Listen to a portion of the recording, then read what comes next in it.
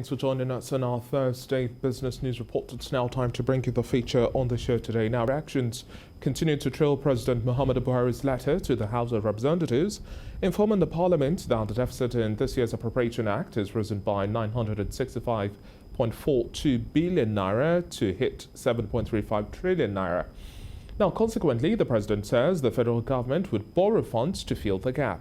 He also adds and calls for an amendment to the federal government's budget and the Fiscal Framework for this year. And according to him, there have been new developments both in the global as well as local economy which have necessitated the revision of the 2022 Fiscal Framework in which the 2022 budget was based on. Now, these developments include spike in the market price of crude oil aggravated by the Russia-Ukraine crisis, significantly lower oil production volume due to principally to production shut-ins as a result of massive theft of crude oil between the production platforms and also the terminals here in the country, and also the decision to suspend the removal of petrol subsidy at a time when high crude oil prices have elevated the subsidy cost and also eroding government's revenues.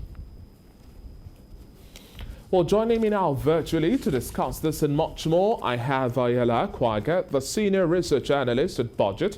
Thank you very much for joining us on the Breakfast Show this morning, Viola. Thank you for having me, David. Now, let's start with our conversation. It's over 2 decades now that we're seeing the fiscal deficit remain a predominant occurrence.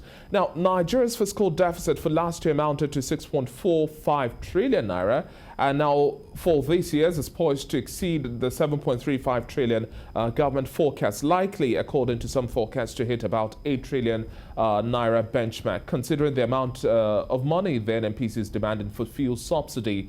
How problematic would you say is the provision for subsidy, for which increased ninefold to about 4 trillion naira from the sum of about 442.72 billion naira? That's quite an increment.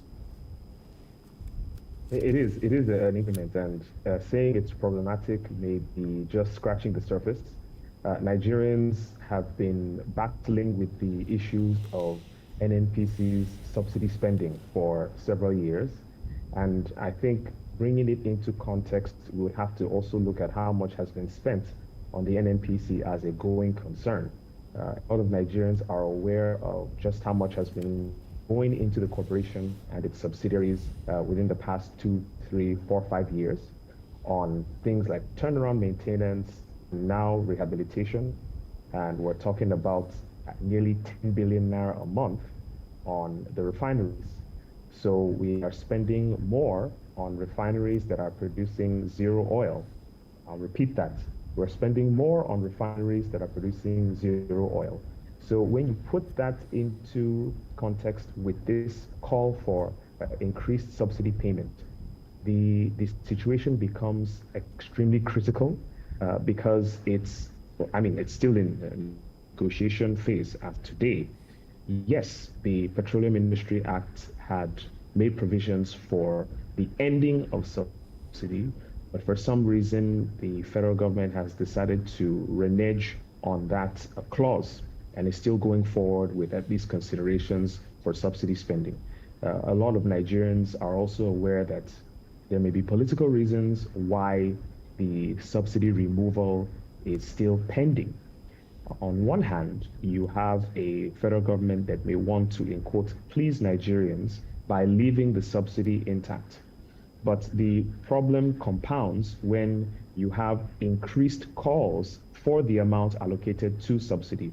What was once a couple of 100 billion is now entering into trillions. So really, where is this money going to if what economists say is true, that subsidy actually benefits the well-off and those that are engaged in smuggling? There was some data put out by the World Bank some time ago, I think when one of their Nigeria development updates, and they depicted just how much went to Nigerians, or just how much ease subsidy brought to Nigerians, looking at the population quartiles, the number of rich, the number of middle class, the number of poor. And their data showed that the subsidy actually benefited the highest quartiles, that's the richest Nigerians, and those involved in smuggling. So yes, it is extremely problematic. And I think we're all waiting with bated breath to see just where the government intends to put its money, because if it does spend this 4 trillion on subsidy, I mean, the deficit will increase. Definitely. And that 4 trillion, that 4 trillion will mean money not spent on other critical areas. Okay, now, Viola, let's also discuss some possible and sustainable resolution, taking the timeline of 18 months of extension to support the subsidy regime contextually now.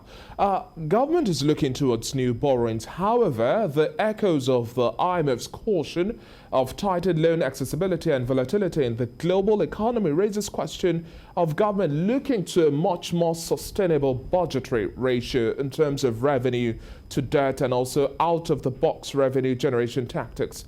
To what extent do you think government can maneuver through this terrain? So, I mean, the common understanding is that borrowing doesn't hurt unless when it enters very dangerous levels. As it is today, our debt to GDP ratio, our debt to revenue ratio is entering very dangerous areas. There was some research carried out by Augusto and Co., where they show that our debt to revenue is actually exceeding, normal levels. Yes, the IMF and the World Bank in some fora would say that we still have fiscal space to borrow, but I worry that perhaps they do not consider that Nigeria's economy is not as productive as the average OECD economy. So extending those lines or going beyond what is reasonable in our circumstances actually will cause more harm than good, because it means that interest payments and even payments on the principals from these loans on these debts is going to increase. And who's going to pay for this? Certainly not this administration. They're already on their way out. So it will be subsequent administrations that would then pass the cost to Nigerians who have already had their incomes depleted, who have already had their sources of livelihood, really put down by inflation and other macroeconomic factors. I mean, if you look at the inflation figures, we're seeing 15.3% inflation as at Q4 in 2021.